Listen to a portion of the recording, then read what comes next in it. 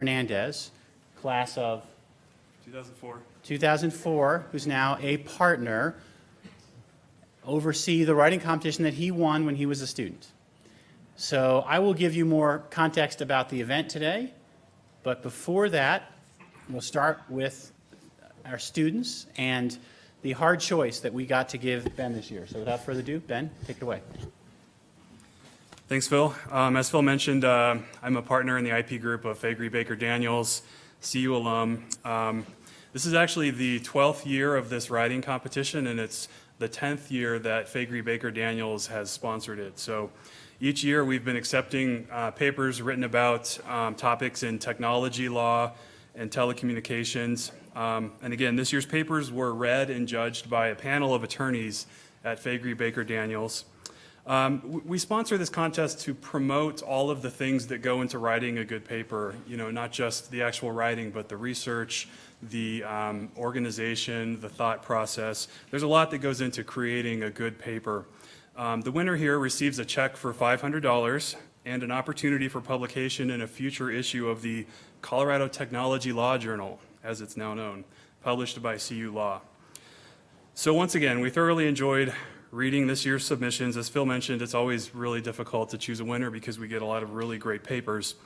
But as all judges must do, we settled on one. So at this time, I am pleased to announce that the winner of this year's Faegre Baker Daniels writing competition is Ethan Jeans.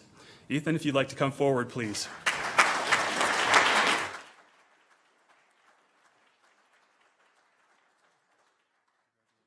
So Ethan wrote a paper which is now entitled Funny Money or the Fall of Fiat, Bitcoin and the Future of Virtual Currency Regulation. This is a paper that examines the regulation of virtual currencies like Bitcoin and actually proposes a framework for the U.S. regulation of Bitcoin. So we commend Ethan for the research and the writing that went into his paper, and please join me in congratulating Ethan once again.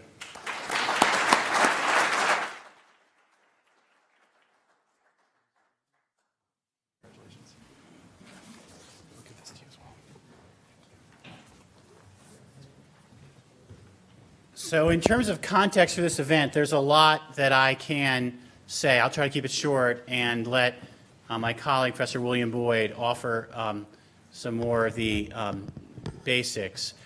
The starting point will be with our students, and Ethan is a fabulous model of what we are seeking to cultivate here at Colorado Law in general. His level of intellectual curiosity, enthusiasm for this area, his diligence about taking ideas and working them through, it's really commendable.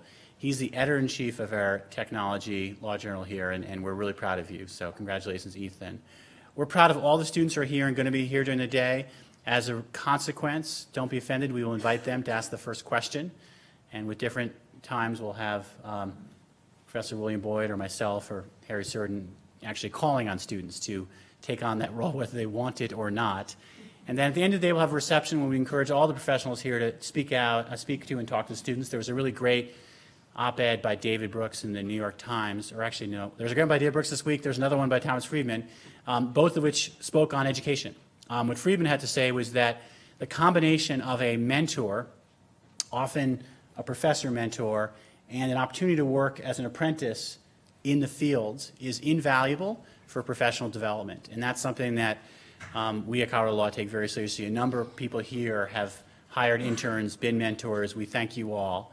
If you are not currently involved with either Silicon Flatirons or the Getchus Wilkinson Center, which is the co-sponsor of this event, don't be shy about talking to myself, talking to William Boyd, Harry Surden, or Britt Banks, who's the executive director of the Getchus Wilkinson Center. The chance to work together in this event is a really exciting one because ever since he got here, William Boyd has been getting me more interested and involved in electricity issues. That's a project that Ray Gifford started earlier.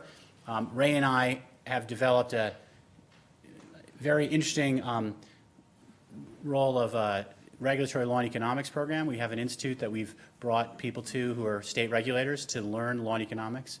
I think I saw Bill Levis here. He was a graduate at some point. The idea is that all regulators, whether it's telecom or electricity, need to think hard about law and economics. We've developed 5 lenses to look through to see law and economics issues.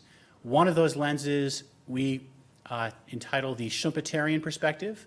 For those who've not heard about Joseph Schumpeter, he posited that the real competition that mattered was not competition within a market, but competition for the market. It's what displaces the current business model, the current incumbent, with a new technology. That's the Schumpeterian perspective.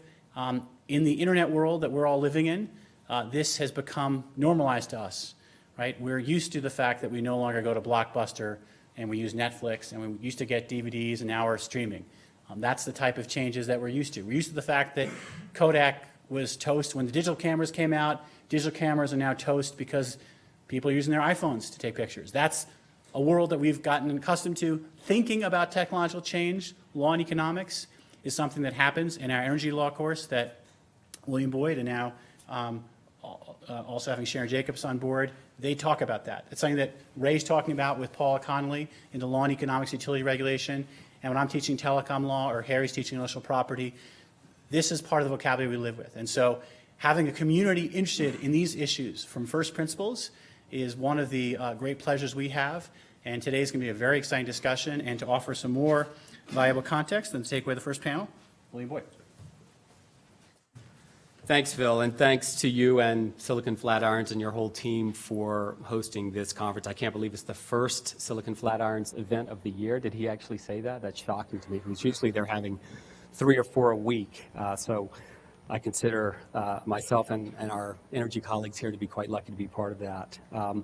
Thank you all for being here today on a cold, wet, rainy, late summer day in Boulder with snow in the forecast. This is a very interesting topic that's near and dear to my heart, and one that I think we have structured in a set of panels that will allow us to really dig deep on this question of disruptive innovation and what it means in these different sectors. My way into this topic has been primarily through my work on electricity, where disruption is sort of all the rage today. I'm looking forward to hearing more and learning more about what's happening in telecom, about what has happened in telecom, and of course this thing they call the internet. There are really 2 big questions that motivated this conference when we sat down to think about how to design this. And the first is, how useful is this idea or this concept or this theory of disruptive innovation in explaining what is happening in electricity, in telecom, in internet? And what does that mean for business, for investment, and for regulation? Right? There's nothing new about disruption, obviously. It's embedded in the basic DNA of capitalism. It's a source of dynamism within capitalist economies that Schumpeter, Marx, and many others have been remarking upon for the last 150 years, right? It's an interesting historical question, though, as to whether or not we're in the midst of an era of accelerated disruption, not unlike previous moments of rapid innovation. The first and second industrial revolutions come to mind, where clusters of technological change across sectors bring significant threats and challenges to established companies and business models, where whole new industries and markets emerge, where the competition, as Phil said, is for the market, not necessarily within markets. And this conference is especially interested in and focused on disruption in network industries, 2 of which, telecom and electricity, were and still are in important ways regulated under a public utility model. And we notice the many cross-sectoral comparisons that have been made, particularly between telecom and electricity, with analysts, business leaders like David Crane from NRG, trade associations, and others, often saying that electricity is where telecom was 20 years ago, or 15 years ago, or whatever it was, or that the experience with disruptive change in telecom holds important lessons for what is happening in electricity. Okay? And of course, who could fail to notice the contemporary fascination with disruption of virtually everything? That's a whole other conference, I think, around the culture and politics of disruption. We don't have time to get into that today. Our second big question, though, is really, what can we learn about disruptive innovation by taking a comparative approach across these sectors? That is, what can we learn about looking at disruption within these sectors, the dynamics of disruption within telecom, within electricity, within internet, including the appropriate response for policy and regulation, but also whether there are useful lessons across these sectors. And in doing that kind of comparative work, I would leave you with an admonition that Paul Joskow and Richard Smolinski made in their 1983 book, Markets for Power, which was an important early intervention in the move to restructure the power sector and introduce competition into various segments of that industry. At the time, of course, many commentators were pointing to telecom as the model and the rationale for why deregulation of electricity was important. And Joskow and Schmelenzi in that book, and hardly foes of deregulation, they said, quote, casual reasoning by analogy produces sound policy only by chance. And they stressed, and I think we should hear, that there are important differences between telecom and electricity, and the importance of engaging electricity on its own terms, given the specific requirements of operating a vast and complicated machine like the electric power grid, the particular mix of institutions governing the sector, and the distinctive challenges of introducing markets into electricity. None of which is to say that reasoning by analogy is not important or useful. We do that all the time in law schools. It can be incredibly effective in generating insights, but we just need to be careful and precise about the appropriate lessons to draw, and to make sure that we don't lose sight of the differences that matter when we're making comparisons. So I hope that you'll keep that in mind as we go through our different panels today and think about both what's happening within these different sectors and what the lessons are from disruptive innovation across the different experiences in these sectors. So thank you again for being here. I think we'll move now to our first panel, the electricity panel. If the panelists could come on up, we'll get you mic'd up. I have had the good fortune of being able to moderate that panel, so I'll just move into my moderator role and we'll jump into it from there. The panels will be structured as an interactive conversation among the panelists. I'll pose some questions to them and we'll get into it, and then we'll make sure that we have time to open it up for Q&A with the audience, and we'll call on students, or maybe if there are not enough students in the room, former students I think are also fair game, because I see a fair number of those in the room as well.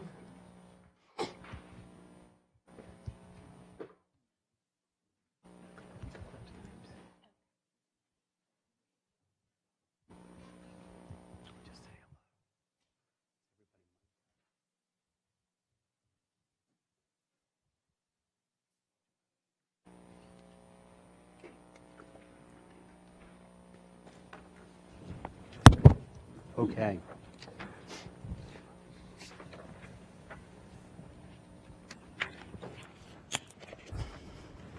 So just let me say a couple of things before I introduce briefly our panelists and move to the discussion.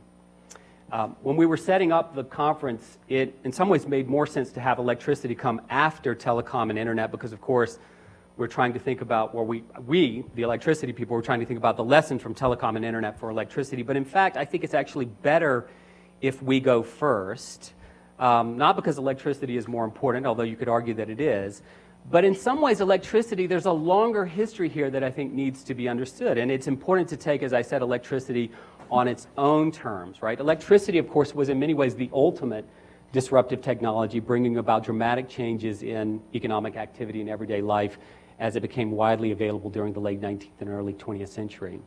And the basic business models and regulatory frameworks that were established in the early 20th century were fairly stable up until the late 1960s or early 1970s. There's been a lot of change since then. And I think sometimes there's a tendency to suggest that the power sector has not really changed much at all since the early 20th century, that we're still living with this outdated regulatory and business model that was established during that time. There's some truth to that, but I also think any serious student of the history of the power sector would admit that there have been substantial changes in the power sector over the last century, particularly with the effort to introduce competition into various segments of the industry starting in the mid-90s. At the same time, of course, there are also important continuities. There are important legacies or path dependencies in these business models and these regulatory frameworks that have a certain stubborn resistance to change. And I think that's one of the things we want to talk about today. The big question driving or motivating this panel is whether and how electricity is being disrupted today, particularly with the rapid growth of what is referred to as distributed energy resources. That is distributed generation like rooftop solar, storage, demand response, and other technologies. What does this mean for the grid, for the local distribution system in particular, for utility business models, for various third-party actors, and for policy and regulation? So that's the big picture that's driving this panel. Similar questions are driving the discussion in the other panels that we'll get to later this afternoon. We've got a great group of panelists here today with us to discuss these issues. Their full bios are in the materials. Very briefly, John Caldwell, all the way down on the end, is the Director of Economics at the Edison Electric Institute.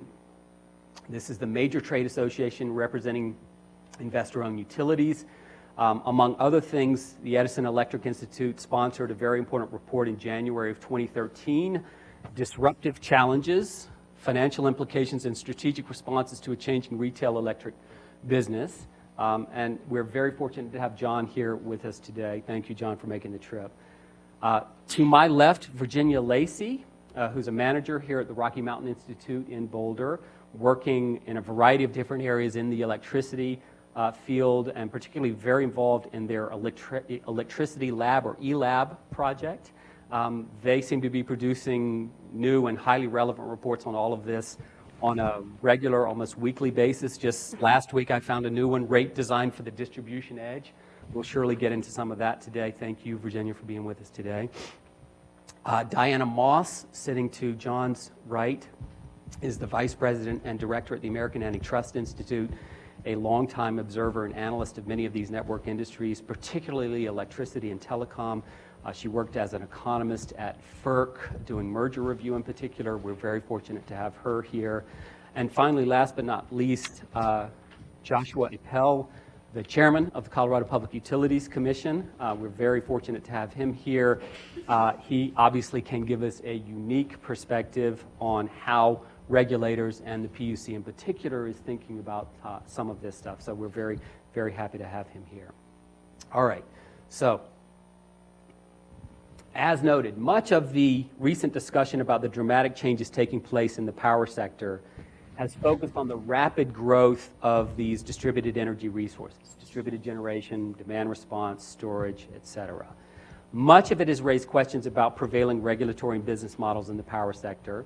Some commentators have suggested that the forces of disruptive innovation are finally shaking up the power sector and that the traditional regulated utility is on its way out. Death spiral is a phrase that has been used by Edison and others to describe the potential impacts of these changes on regulated utilities.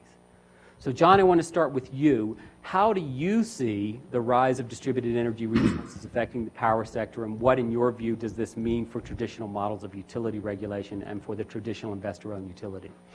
Thank you. Well, it's been an interesting phenomenon recently, and I think you were talking earlier about how we had another sea change in our industry back in the 1970s with deregulation, and this one's a little different. I think this is more of a grassroots change, whereas the other one might have been a little bit more top-down. I really think, and there's been discussions of a number of drivers of what's causing change in our industry, I really think it boils down to two fundamental drivers of change. One, and an analogy I like to draw to bring this in great relief, there was an event called the Great Blackout of 1965, and millions of people were without power on the East Coast for nearly 13 hours. At the time, that was considered catastrophic. Now, if you're like me, then 5 out of the last 7 years, if my worst power outage had been 13 hours, that would have been a good year. We tended, at least in recent years, to measure power outages in days, extreme ones in days rather than hours. And that points to a problem. It's a problem with reliability. And I think that's driving a lot of the interest in things like microgrids. It's driving a lot of the interest in backup generation. I think there's a perception, and rightly so, that something needs to be done. And so the question is, how do we improve system reliability? So that's one driver. I think the second driver, and that's one really driven at the consumer level, I think the second driver is as a society, we want to move toward a cleaner source of energy generation. And by society, I mean through our legislators, state and national, and through our regulators. I think there is a general consensus that we want a cleaner portfolio. And really the two might be tied together. Those violent storms that have caused so many of the outages, they may be a phenomenon of climate change. And many believe that. I know I personally believe climate change is a serious issue. And that's something that's also driving change in our industry. So we want cleaner energy and more reliability. I think some things that are not driving it that are commonly pointed to, one is price. I think it's very interesting. The Bureau of Economic Analysis does a cost survey, it's a consumer expenditure survey. They found back in 1959, I think when they started doing it, that consumers, households were spending about 1.5 cents out of every dollar on electricity. And of course, since then, we've had widespread adoption of water heaters and dryers and washers and central air conditioning and home entertainment systems. And so it's remarkable that in 2013, when they did the estimate on the survey, they found that the percentage was exactly the same. It was 1.5 cents out of every dollar. So it's a remarkable history of cost control. So I don't think that price is so much the driver. I really do believe that, if anything, consumers are at the point now where they're willing to spend more one way or another, either within our utility system or without it, to get more reliable electricity.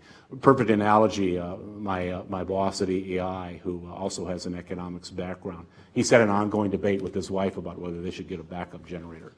And he's always said to her, he said, well, I've calculated the number of hours we're without power every year, and I've calculated the cost of the generator, and the economics just doesn't support it, so we really shouldn't get one. And then 2 years ago, we had a very serious outage, and it happened July 4th, which in D.C. is the worst part of the summer, and it lasted for about a week for most of us. And his wife said, and I'll paraphrase, I won't use her exact language, but she said, forget the economics, we're getting a backup generator. I think that very well sums it up. So I think disruptive, I know our own consultant used the word death spiral when he wrote that paper. I don't believe that. I'm not so much a believer that we're facing a death spiral. Now, one other cause that's pointed to is that we've gone from a high growth industry, an industry that doubled electricity sales every 10 years back in the 50s and 60s, to one where now the official forecast is saying we're going to grow 0.5% to 1% a year for the next 20 years at best. A lot of other consultants are saying if you take energy efficiency into account, we could actually be a flat or declining growth industry. Now, I don't think that necessarily spells a death knell. And again, and we talk about analogies from other industries, I look at the natural gas industry. They've had flat or declining sales for decades, for extended periods, and they've managed, most companies, all of them probably, have managed to grow their earnings every year. Why? Well, one thing, and I think this is an interesting role model perhaps for us, is that on the natural gas side, there's an understanding that they have to be a 100% reliable industry at the distribution level at least. If you have a gas outage, you can't simply start the flow again, and you've got pilot lights to worry about, you've got correct repressurization, so an outage is really a catastrophic event. So I think regulators understand more on the gas side that you've got to have a perfectly reliable system, so they're able to do the infrastructure replacement that they need to make sure that they have a first-class, first-rate system. I think they're also further along than we are in things like performance-based rate making and cost trackers and formula rates, which not only promotes greater efficiency, but also ensures a more timely recovery of capital costs. So that really about half of that earnings growth is due to infrastructure growth and the margins associated with it, and the other half is efficiency improvements. So I think we have two possible paths we're going to go down. I think in some of it's going to be a spectrum. I think in some areas we could actually go the natural gas route. We could actually, within the existing type of model, if we just put more emphasis, we may find that the least cost approach to getting to where we want to be for clean energy and infrastructure improvement is something like the model we have now. But in other areas, the train has already left the station. We've got a lot of, as was mentioned, a lot of distributed resources. I think the dark horse is microgrids. We're seeing a lot of growth in microgrids, which are sort of semi-autonomous units. In those areas, we are going to morph into something more like a network. And I think really that's going to just be a redefinition of our role, the traditional utility role. It's going to be something more like a network administrator, and in some cases a broker, because we're going to be dealing with a lot of autonomous sources of electricity, whether they're homes with solar panels, whether they're businesses with combined heat and power, whether they're storage providers, as electricity storage becomes more affordable. And in that respect, there is still going to have to be something out there that is making sure that everybody's still receiving power and that buyers and sellers are being connected and that price signals are being properly transmitted. And I really see that as a possible future role, a probable future role for utilities. So I hope I'm not too long-winded there in my assessment, but I think we'll see a variation along from one extreme to the other. No, that was great. Thank you, John. Virginia, I want to get your perspective and comment on this. You've sort of seen this from the other side, if you will, working with utilities as well, but also with a lot of these innovative companies that are trying to get into this space. Thoughts on the death spiral? Yeah, the death spiral, the infamous death spiral. So I think I agree with everything that John said. I have a small distinction in a take on the price issue, though, because I think it depends on where you are in the country as to whether or not price is really driving your motivation. And in places like Hawaii right now, where, albeit very different type of market than where we are here in Colorado, they're seeing 35 cents a kilowatt hour, which is for an average rate. And needless to say, you can make solar pay out pretty quickly in that state. And therefore, now we have about 11% of the customers on Oahu, which is the most populous island. About 80% of the population in Hawaii now have solar. So it's definitely depends on where you are, but price can be a big motivator. I think John also talked about the efficiency and demand and some of the trends that we're seeing over the last few years and how that's really been changing the game. I think it was in the 60s that for every dollar or for every 1% increase in GDP, we had a 2% increase in electricity demand. In the 90s, that fell off to about 1% increase or 1% increase even.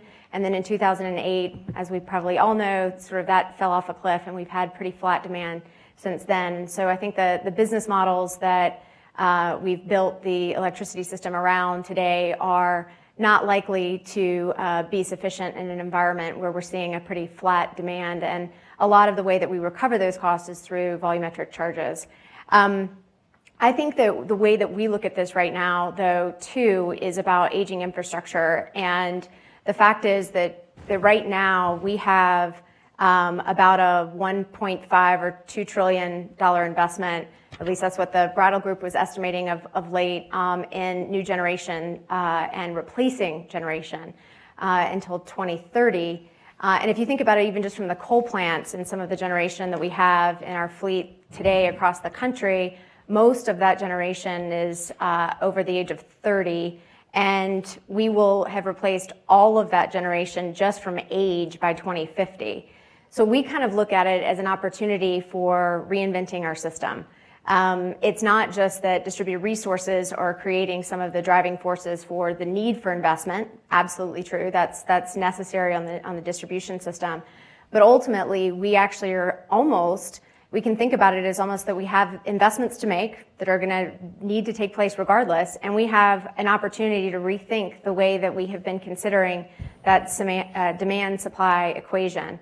And so maybe another way to think about this too in terms of what has changed from a technological innovation standpoint is we used to look at demand as being something that was there, it came on, we got a little bit better at predicting it, but there wasn't a whole lot that you could do to change that demand. And supply, we used to throw switches and ramp generators to meet that demand, and now we have a bit of a reversal of that equation. In that supply, and a lot of the supply that we want to bring on to meet the clean energy future demands that we are seeking, some of those are variable generators. So we have solar and wind, where the fuel is not something that you can necessarily just pull on whenever you want it. So we actually have the variability is now within our supply mix. But on the other hand, we also have a pretty cool innovation in that we now are looking at our demand as something that we can actually send price signals and signals to customers, and they can respond. So I think that's a huge sea change. And ultimately, that also is making sure that we're reevaluating our business models as a result of some of those dynamics as well. So we're really going toward more of a customer-oriented future by necessity, and one in which can recognize that customers can contribute to the sustainable future that we're looking for. And so in that scenario, what does the traditional investor-owned utility do to adapt and thrive in that world? Well, I think it kind of depends on, when we're saying investor-owned utility, obviously depends on... Let's talk about a regulated utility in a place like Colorado or somewhere else in another state that has, the traditional model in place. Well, John mentions the performance-based regulation, and I think that that's something that we're looking very hard at, which is it's getting out of the mode of where you're actually recovering costs and having a revenue stream based on just energy sold, or you could be even in a decoupled situation, which is across the country. There's many states that are in that situation. But you still have a declining rate base effectively when you're not selling as much or you don't have generation investments.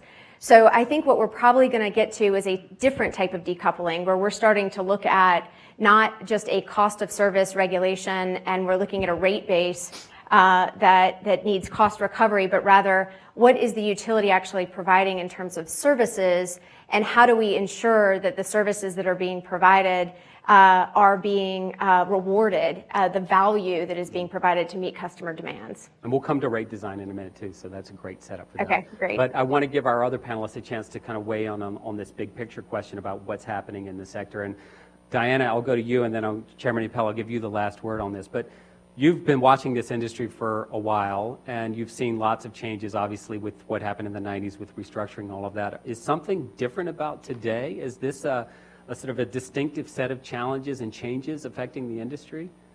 Well, that's a good question. Feel free to say anything on the death spiral, too, if you Sure, want. Yeah. sure. Well, I mean, I think there was reference to the death spiral in the 1990s when we promoted open access in wholesale electricity, and all with the intent of promoting competition and providing high levels of reliability and consumer benefits. But I guess I'm coming out on this trying to launch myself 20 years into the future and look back and say, well, how did this episode of disruption in the industry stack up with the restructuring episode of disruption from starting in the mid-1990s, and how did that stack up with previous episodes of disruption? And I think one way to look at it is through the lens of the fundamentals. So what's going to remain important for the industry and for consumers is attracting long-term investment and reliability in the system. And I think this episode of disruption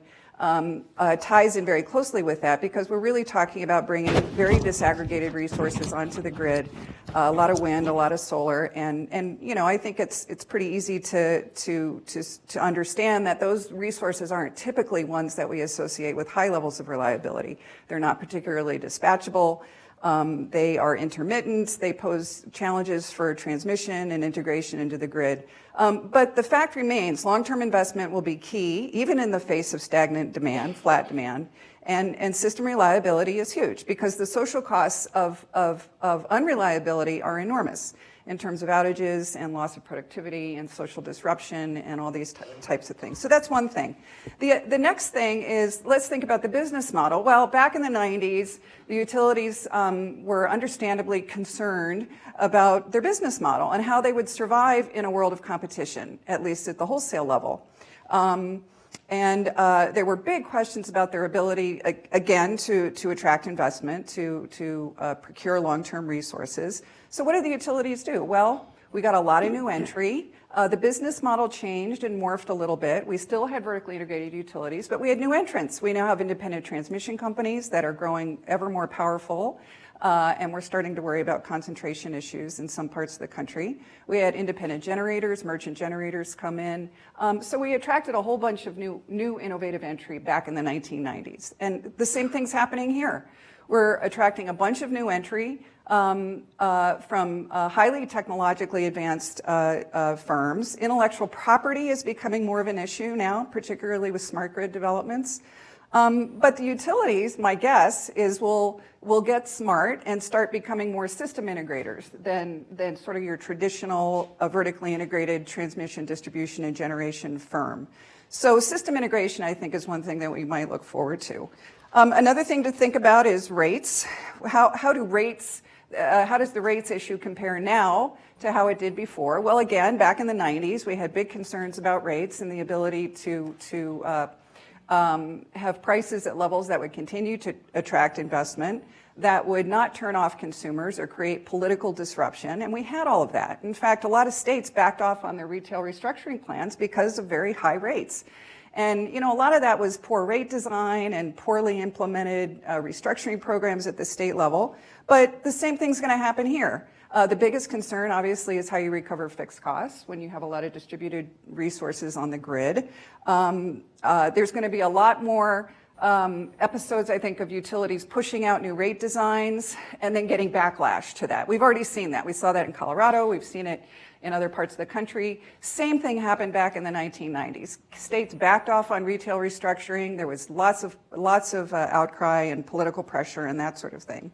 And then something that's new, but not so new, is what I'll call the data issues. So big data is now a big issue. If consumers are going to be able to adjust their thermostats from their iPhone in their car, we're talking about huge amounts of data, particularly in the smart grid context with distributed generation resources located throughout the grid. A lot of consumer protection issues popping up around that. You might want to think about that aspect of it. But big data was a problem back in the 1990s. So instead of consumer protection issues that we're going to see now, we saw competitive issues associated with big data, having to post available transmission capacity in an open and transparent way on internet sites. Utilities not wanting to share cost information because it's competitively sensitive, not wanting to share demand information because it's competitively sensitive. Firewalls between generation and transmission affiliates to prevent the exchange of sensitive information. So data information is going to be an issue now, just like it was back in the 90s. And then, of course, the overlay here is the environmental policy, is carbon control, reducing the carbon footprint.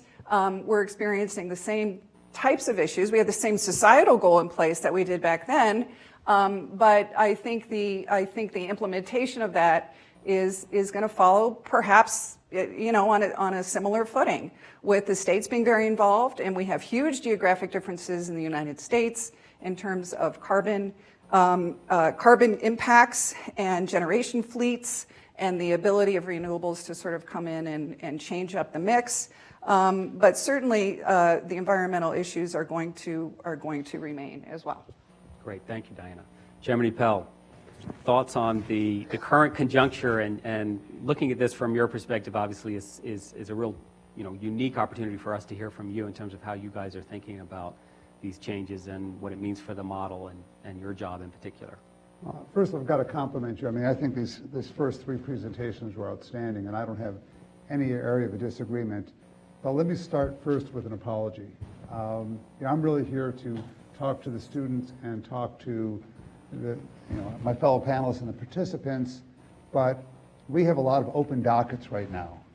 We have open dockets on net metering, yes, small facilities, rate cases, and as you mentioned, Virginia, decoupling. So I'm going to be a little less direct than I'd like to be, but I'll try to be as direct as possible. Let's start, and I think we also have to, as we've had discussions of Hawaii, and Washington, and other states, I think Colorado's blessed because we're a vertically integrated state.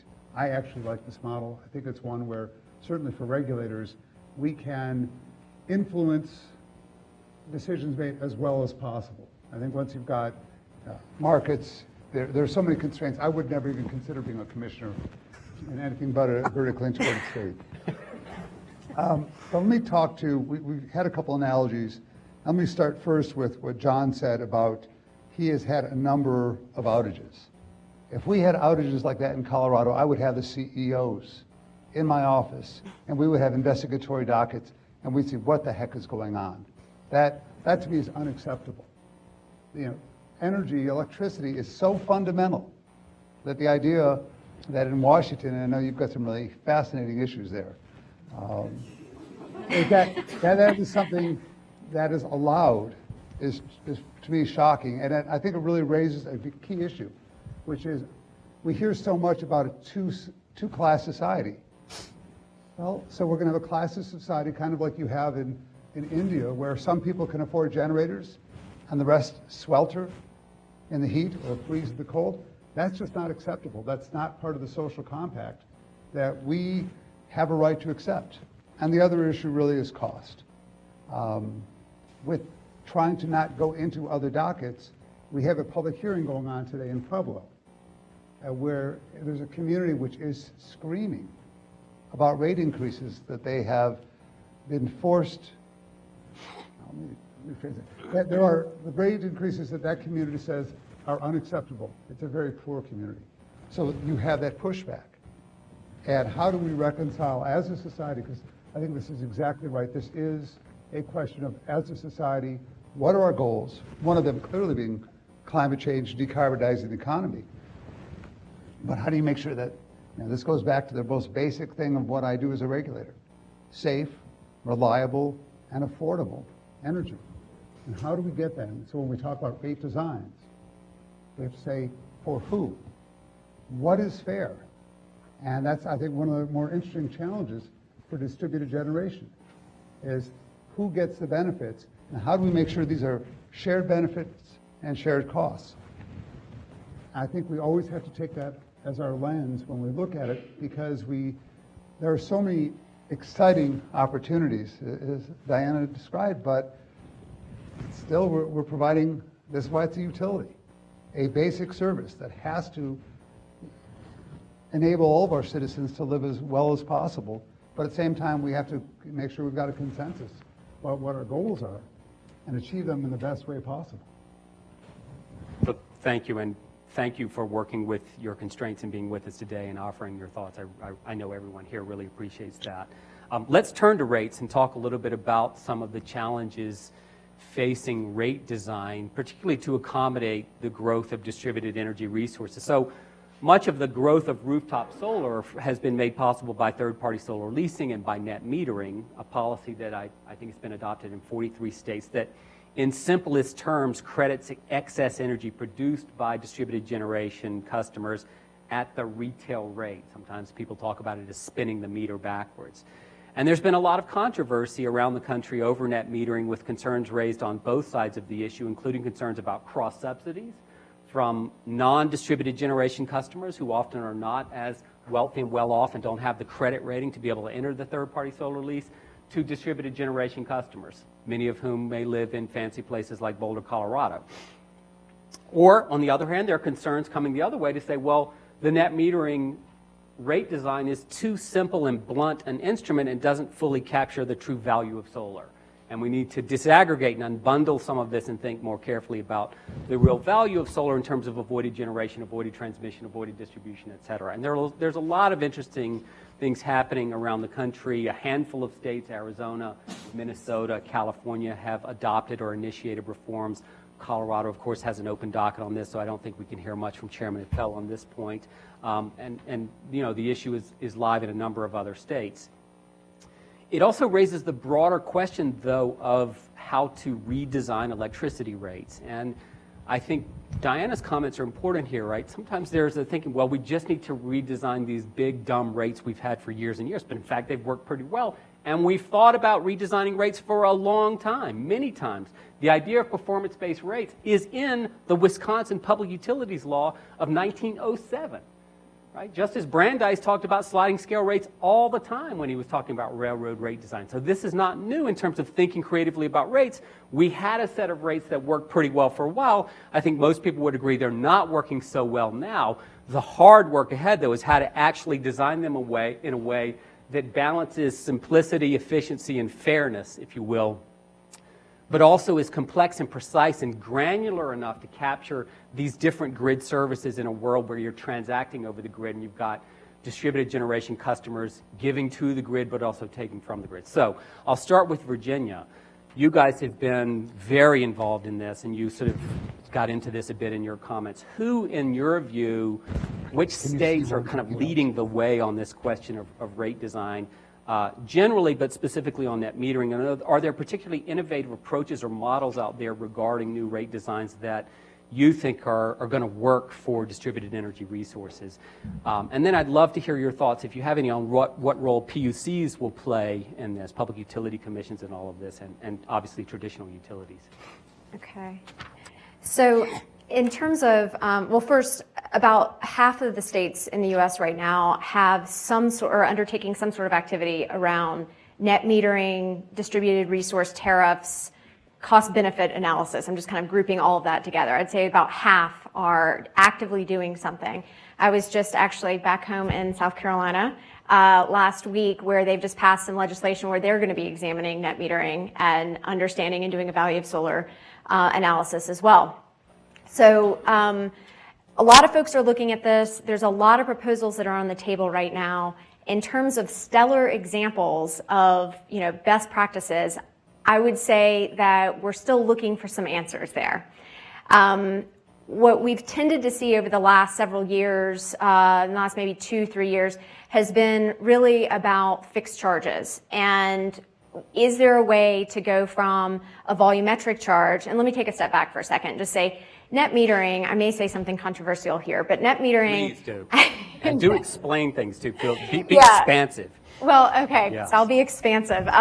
Net metering as a concept, to my mind, there is nothing wrong with that concept, which is the idea of value exchange between the customer and the grid or the utility. The question is, what is the value being exchanged? It's the quantification of that value on either side. That's why we're starting to get into this conversation around the value of solar, is because people are starting to ask themselves, well, if you are a solar customer and you have actually rolled back your meter to zero over the course of a year, and this is an extreme example, I'd say most cases that's not the case because you do still have some fixed charges or customer charges. But if you are actually minimizing your bill and most of the fixed costs and the variable cost have been embedded in that volumetric charge, therein lies the rub. We are not necessarily paying for the fixed costs that are necessary for the infrastructure investments for which we actually need. And RMI, I think I can speak for RMI on this, we really fundamentally believe that in order to really take this comprehensive approach, we're going to need a grid. We're not talking about complete grid defection, although we have done some analysis to understand what the implications are if storage have come down in price. We will need a grid. We need to pay for that infrastructure in order to have a lot of the things that you were just talking about with respect to a number of people being able, or everyone being able to have access to electricity, et cetera. So in terms of the rate structures, a lot has been looked at in terms of fixed charges. And so, in fact, I referenced Hawaii earlier. I can say that actually last week there was a proposal filed for about a $50 a month fixed charge that would be added to, on a monthly basis, to customer bills. And that's DG customers who would pay this charge that would basically try to capture some of the grid services that are not getting picked up. Believe it or not, that's not just DG customers. Everybody. That That would be everybody. And then if you are a DG customer, there's an additional fixed charge on top of that. Again, that's an extreme case, so I don't want to scare anyone here. That's just that, again, the situation in Hawaii is a bit of an exception, but it gives a flavor for, and I think we've seen a range of fixed costs that have been proposed.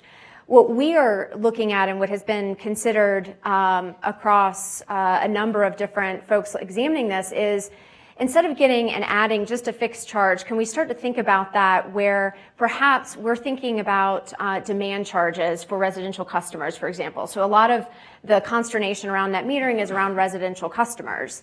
Over time, we have not developed the same type of capabilities around the granular ability to see how customers are using their electricity as we do in both industrial customers and in commercial customers. Typically, we're able to monitor that. There's been that infrastructure there. We're now starting to see smart meters and infrastructure that enables us to see what residents are consuming, when they're consuming power, and therefore we have a better ability to be able to actually match a rate structure to correspond.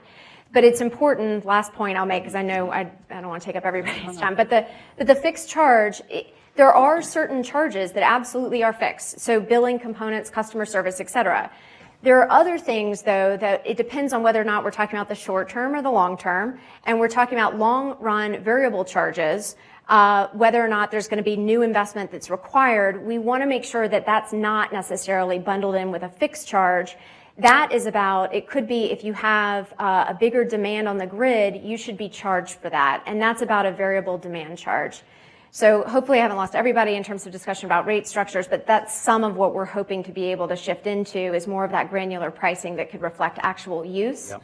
And then be able to pay for the infrastructure necessary. Which makes rate design a lot harder in some ways too, though, right? That's right, absolutely. The complexity increases. Balancing. So one quick follow-up. For the record, you guys are not in favor of grid defection on a large scale, it seems to me. And I read your report on grid defection. I can say that we are not in favor of grid defection. But this is an important point because the grid could tip over into some dystopic sort of system that's only serving people who are middle income and below, and you've got all the wealthy folks who've left the grid. And that's a bad outcome, it seems to me, and I think RMI and probably everybody here on the panel agrees with that. So. Yeah. All right, I want to go down the line on this question.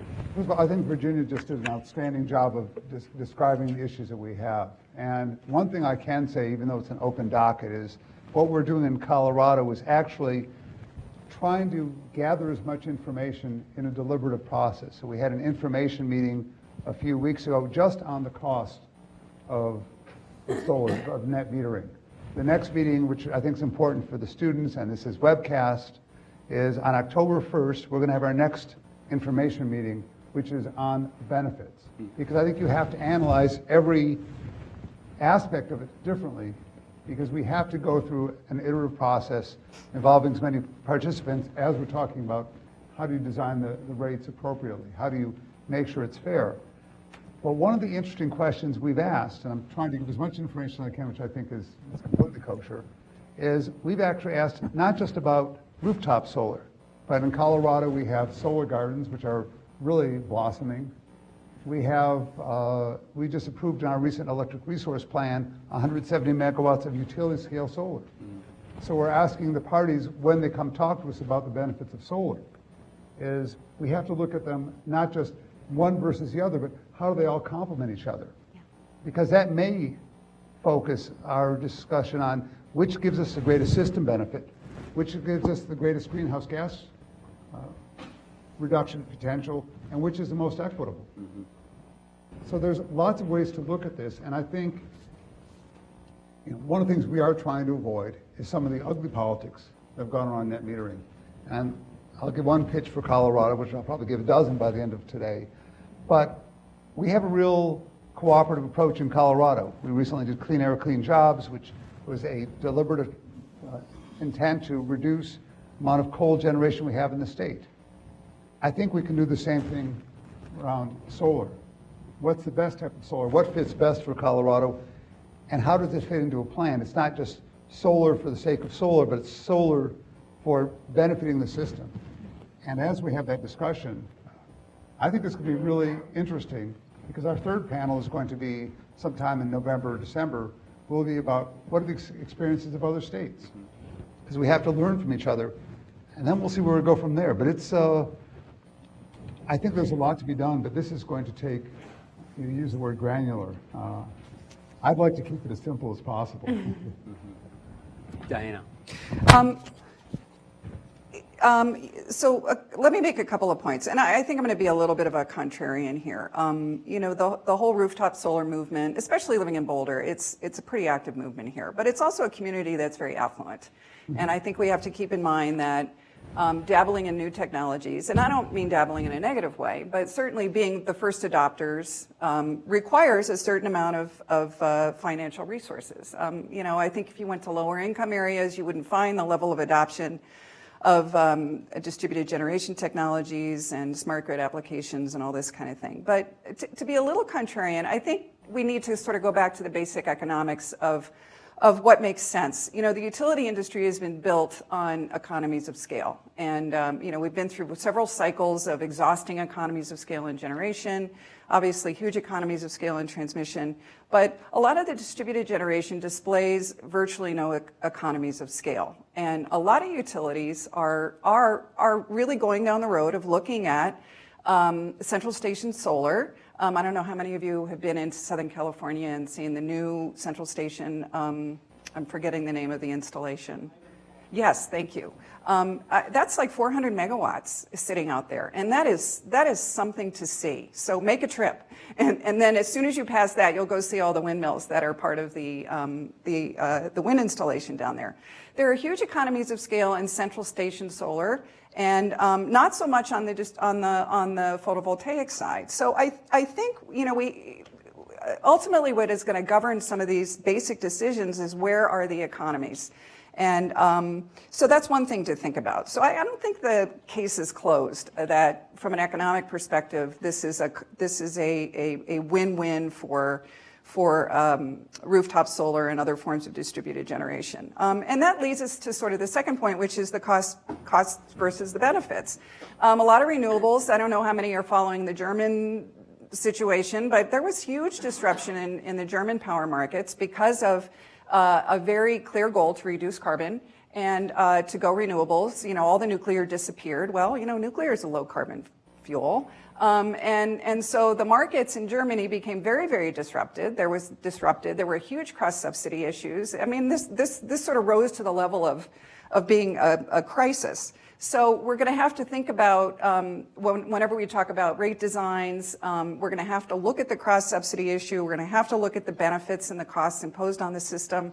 A lot of renewables require standby and backup rates, which, by the way, back to the 1970s, if anybody is old enough in the room to have worked on PURPA cases, all the qualifying facilities that were really sort of the new entrants that started the whole movement towards competition, there were enormous numbers of antitrust cases involving anti-competitive shenanigans with standby and backup rates. Well, again, we might be experiencing something similar to that, but in the new era.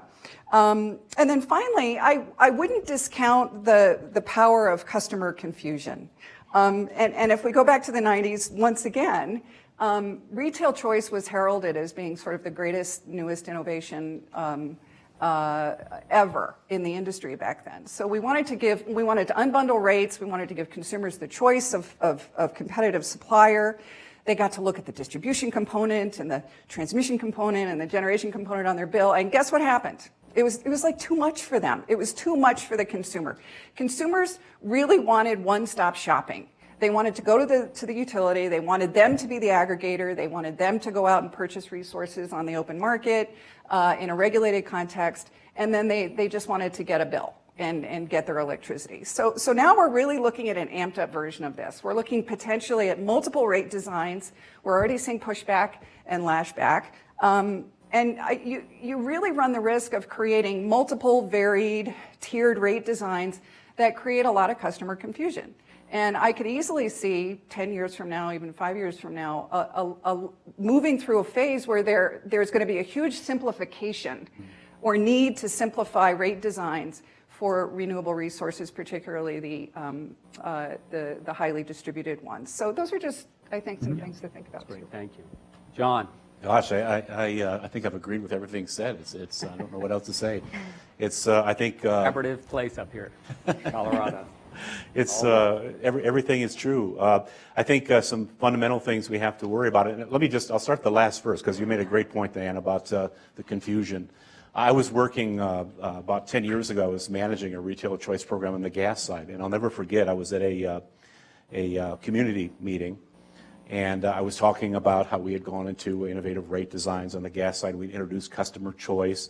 And the last question, it's always bad when it's the last question of the day, but somebody stood up and said, ever since you've introduced your choice program, I'm just getting harassed by telemarketers all the time. They're confusing me with their other offers. And all the time, I haven't seen any significant drop in gas prices.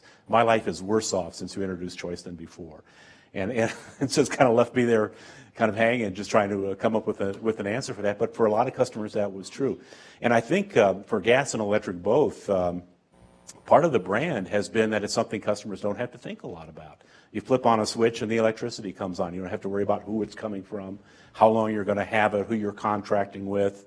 It's essentially a no-brainer. And I think as long as that's been done at a reasonable price, I think customers have been very content with that. So when we get into some of these experimental different designs and market mechanisms, we have to be cognizant. Sometimes I've been a contrarian, even among my own member companies and colleagues, when we talk about moving into a model where there's a lot of daily activity involving real-time pricing and such. And I heard somebody say at a conference the other day, most consumers don't want to be day traders in electricity. And I think there's a lot of truth in that. Now, to the extent that's automated, that maybe smart appliances are actually doing that for the consumer, maybe that will take on that role. But I do think that that's going to be something that we should be cognizant of. Going back to the issue of the pricing and the rates, I think there's just two fundamental things. One, we don't want to get too aggressive with the subsidies, particularly if it's one class of customers subsidizing the other, particularly if it's lower income customers subsidizing higher income by paying maybe extra on their rates because we have to recover those fixed costs that aren't being recovered. And the other thing is, I think as we design these rates, we just have to make sure that the utility is being compensated for providing backup power, for having basically 100% available power any time of the day, so that even if you are generating your own power, what you're paying for is that service, is that 100% backup power. And the fact that when your solar panel isn't generating electricity or your wind turbine isn't blowing, that you're getting your power from somewhere else instantly on demand, and there's no complications.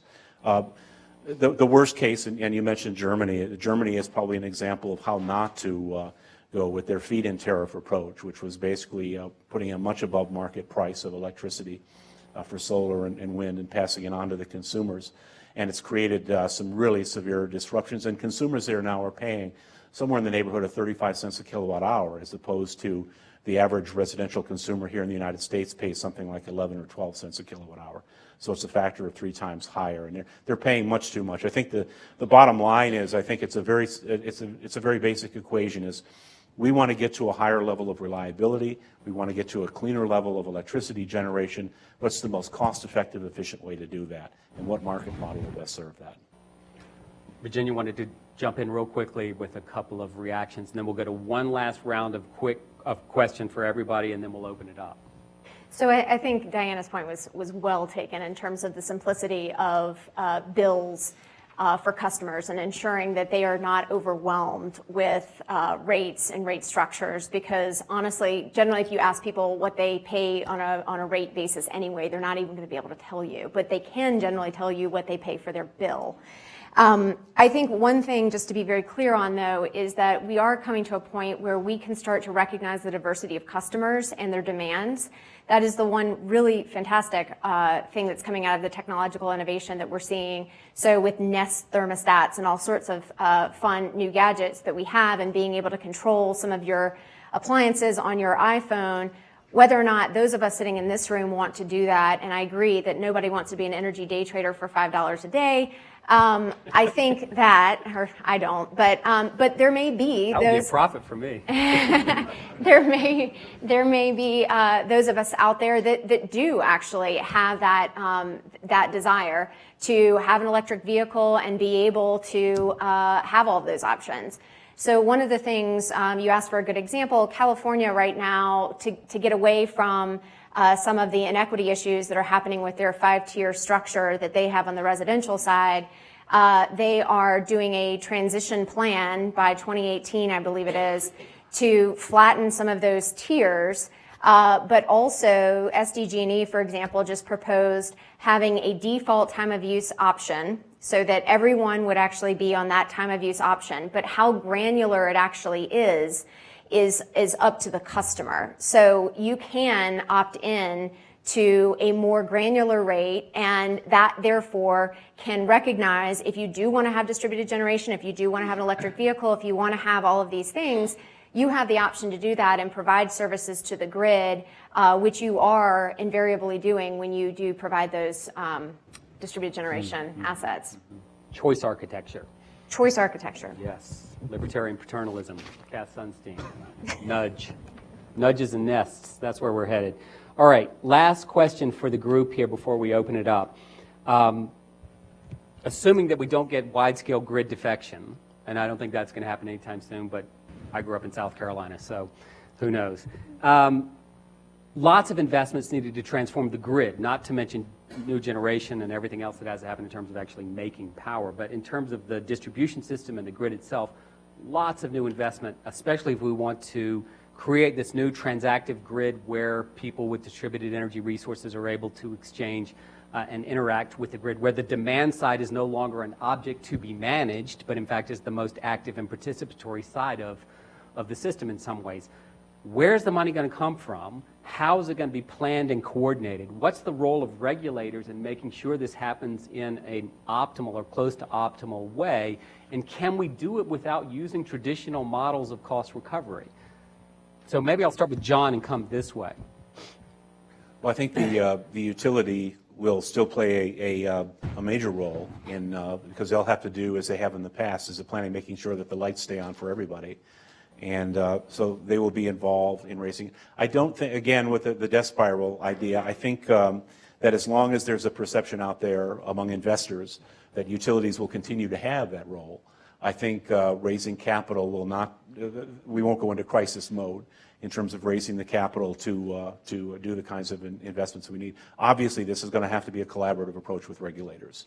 And it's going to require visioning on both sides, on the part of utilities, on the part of regulators, and then somehow incorporate these new ideas that are coming in from third parties and from innovators outside of the traditional realm, and bringing them all into the table in a very efficient way and a collaborative way is going to be interesting.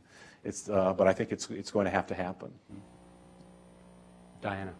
Yeah, just a few points on this. I think regardless of what era of disruption you're in, I think I would have to agree that the traditional reliability centered or centric model is going to stay because electricity is an essential commodity.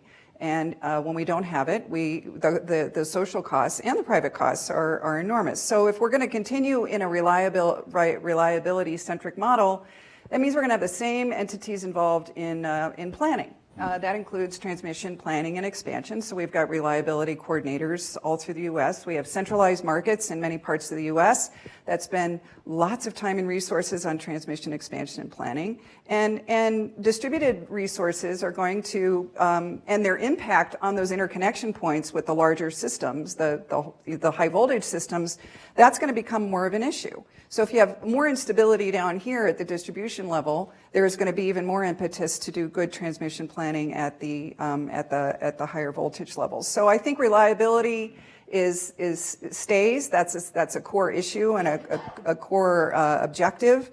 And all the entities that are involved in that, I think, are going to have to continue. I also want to say that let's not forget, with all of our rose-colored glasses on about rooftop solar, that the volatility of fuel prices in the industry has always been the driver of what gets built, always.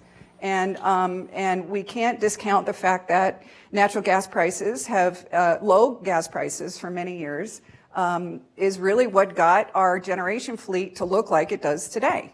And that will continue. If gas prices rise, if they fall, if, for example, if carbon becomes even more of an imperative and we manage to get past our nuclear phobias, then we might get more nuclear generation in the U.S. But fuel prices are really the drivers here. And at some point, distributed generation will begin to look unattractive if fuel prices go one way or the other. I'm not saying that's what I want to happen or should happen, but let's not discount the impact of fuel price volatility.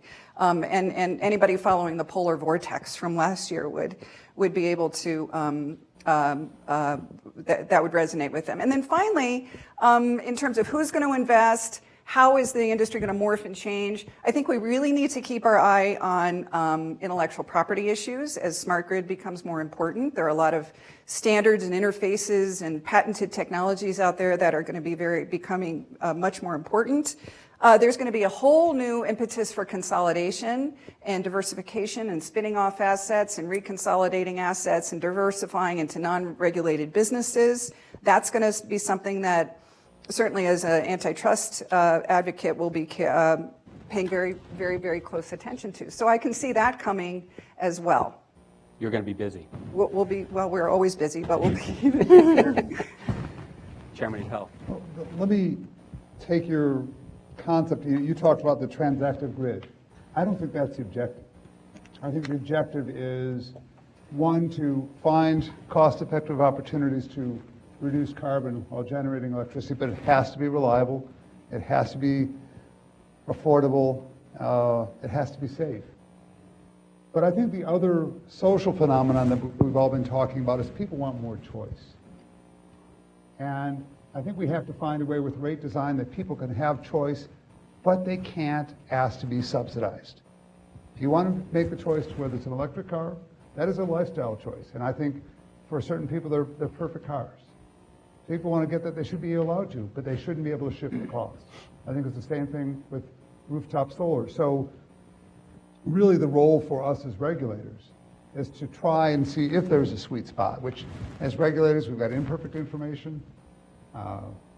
We get bombarded by, in a typical rate case, we have 20 parties. And everybody's crying and saying, we're right, and basically we're put in the role, and I guess I'd say if we've got a role, we're the Lorax. We are the one that look out for the people and try to say what's fair amongst all this. So to me, the goal really is not transactive, it's how do you give people as many choices as possible, but at the same time, make sure there's no cost shifting. You've got to pick up your own freight. You can make choices. You can make a dozen choices. You can go with rooftop solar. You can weatherize your house. You can go with electric cars. How we do it as a whole society is a different issue, but I think if we can help facilitate people who have choices, but at the same time making sure we're protecting everybody so that it's not a cross-subsidy, then that's about as good as we're going to be able to do as regulators. Virginia. I think I wanted to respond to something you just said because I think it's important, and I think the cross-subsidization issue is one that is driving a lot of the conversation around net metering, et cetera. And I think it's really about making the incentives explicit. And really, because I mean, a lot of what we are looking for when we put a net metering policy in place is we are recognizing that there are intangible or unmonetized benefits that we are saying that solar provides. And so therefore, we need to actually just make very tangible that we are actually putting an incentive there and stop conflating that though with the rates. And that's a separate issue. In terms of your question, I think we're starting to hit a place where we can start to reframe the idea of the public interest to be away from just only low, stable retail rates and actually start to include environmental benefits and consumer choice and consumer empowerment. I think it's important to consider that as a whole, we've said this a number of times on the panel, what are we looking for society? And I think some of that consumer empowerment can lead to some of those objectives that we're asking for, which is carbon reductions and job creation, et cetera. So in terms of who's going to pay for some of this infrastructure, I do think that we need to recognize that we are absolutely going to need utilities to pay for that infrastructure, but we also have an opportunity right now in that consumers are actually the ones that are also bringing capital to the table. How can we make sure that we are harnessing that capital and using it to best effect so that we actually come up with the best holistic system overall? Nicely said. Beautiful panel. Thank you so much. We're going to open it up for questions. I wouldn't give them a round of applause now. Really wonderful. We have a break right after this, so I'm going to take a little extra time for questions, and I want to call on a student first. All the way in the back, a former student. Still a student. Still a student. On sabbatical this semester, my apologies. So, and correct me if I'm wrong, but it sort of seems like Colorado is kind of in a unique situation in the sense that we're sort of an electricity island and that we're not really super interconnected like a lot of the East Coast states are. And so I guess my question is, how does that reality affect the way that these disruptive innovations are going to disrupt? So does that make sense? Is Colorado in a somewhat unique place in terms of the forces of disruption because of its fairly isolated nature? That's how I took the question. Diana? Yeah, that's a really good question. And because it sort of tees up the bifurcation in how electricity is traded in the U.S. So, more than half of the electricity in the country goes through RTOs, regional transmission organizations, and their centralized auction-based markets. And then the other half is just sort of bilateral trading, people picking up the phone and saying, do you have 200 megawatts you could sell me, and I need transmission to back it up. So I think one answer to your question, or one point, is that in centralized markets, especially PJM, which is the Mid-Atlantic region, they've been very good at aggressively introducing demand-side bidding into their markets. So that, for those economists in the room, will increase the elasticity of the demand curve and thus be able to discipline a lot of market power that exists in some of these centralized markets and gives consumers the ability at an aggregate level sort of to be more responsive to price changes. And so when you're getting good wholesale price signals coming out of a centralized market, then the power of the consumer escalates dramatically. In our situation in the West, we don't have that. I mean, we're really not in that boat at all. And so we don't have at least at the aggregate level, have the ability of the demand side to speak, to discipline to discipline market forces. So what we're relying on here is demand responsiveness, but at a very disaggregated level, at the distributed generation level, individual, consumers. And that doesn't pack the power or the punch, I think, that it does in a more centralized market where you have the market supply and market demand curve. And if that demand curve is more elastic, then market outcomes can be dramatically different. So I think that's one big difference that we see. Chairman Pell. Well, you're correct. We are an island. We're not as extreme as Hawaii. But going through market elasticity and all this other discipline of the market, we don't have outages. Hey, we have outages only when we get freak snowstorms in October or Tomorrow. September. But, right. But those are very rare here. And because we're a vertically integrated state, our utilities will be out there quickly and they'll turn it around. So I like the vertically integrated model, certainly for Colorado. So you can have the market discipline with week-long blackouts. John or Virginia, any comments on this? No, I think I agree with it. Let's take another question while we have some time here. Right here. I think there's a microphone coming around. If you could introduce yourself too, please. Sorry. Yeah, hi, April Horace from Stay Tuned Capital. You said that the utility growth was only going to be about 1 to 1.5%. That seems pretty low. I'm wondering what kind of assumptions you have on population growth here in Colorado, as well as what kind of penetration for electric cars you might have built into that forecast. Well, that statistic was nationwide. That was for the whole country, not for Colorado. And that will, obviously it'll be different in different regions of the country, and that statistic probably won't stay the same. I think, if anything, it reflects the fact that that maybe it is about time that we're spending more on things like reliability and things and moving toward a different resource portfolio. So, and that number hasn't been fixed. It's interesting, the last crisis we had in the industry, or the last major change, the time when a lot of our states went into deregulation, and some states, Joshua, would probably argue that they're just as happy with their model. That's not vertically. It's interesting. Both our members in each area are perfectly happy with both. So, but to say back in the 80s and 70s, when we had the energy shocks of the 70s and we had the massive build out of nuclear generation in that period, we did see a spike upward. And I couldn't have said the same thing then as I'm saying now. It's interesting. We've actually gone through kind of a parabola. We've come back down again about 30% in prices.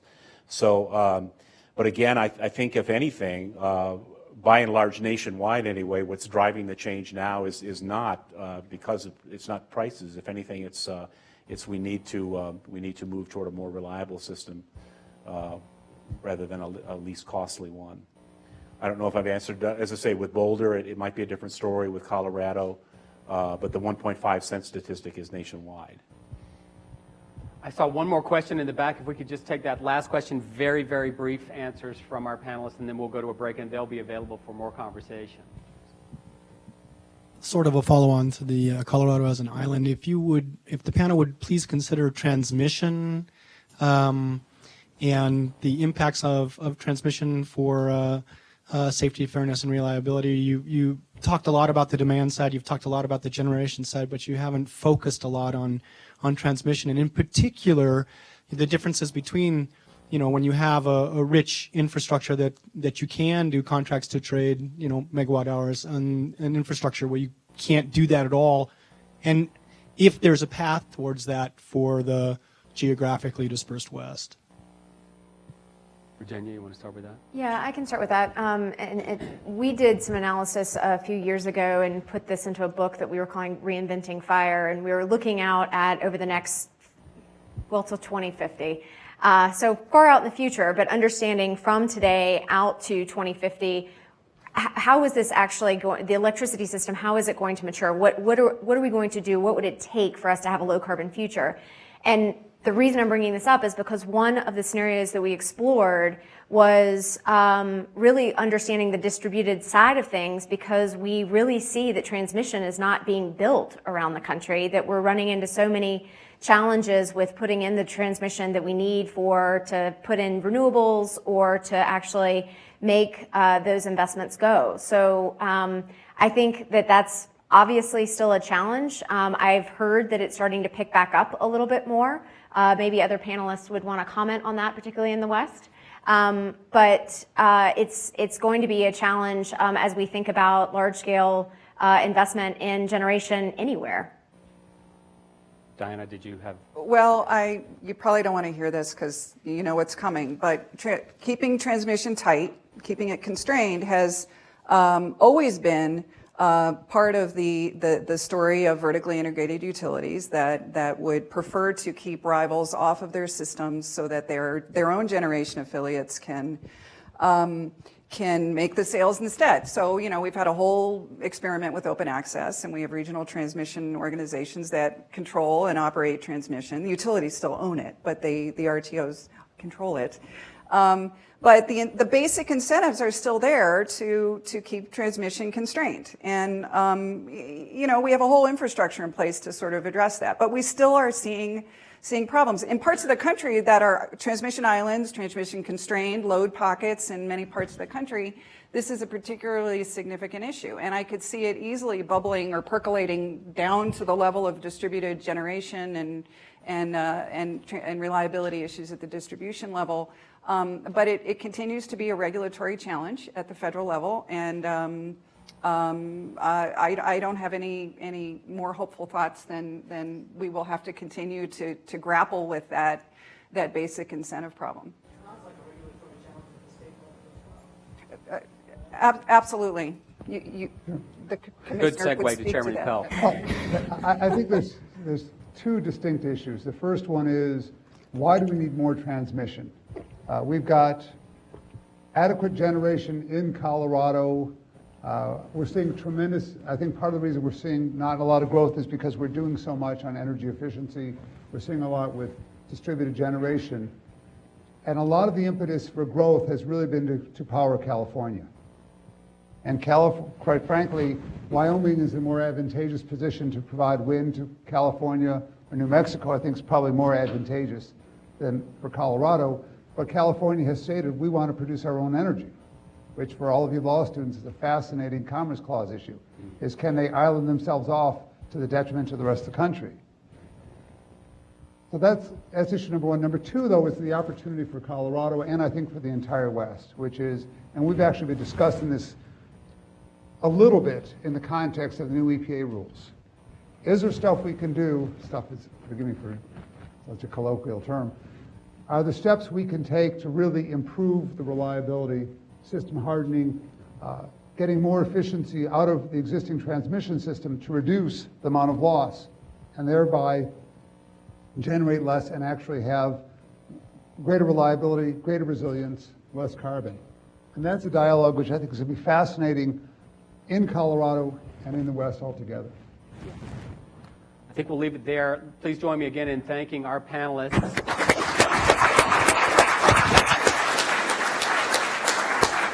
Now we're going to take a short break, and then we'll come back for the telecom panel. Awesome. Rock.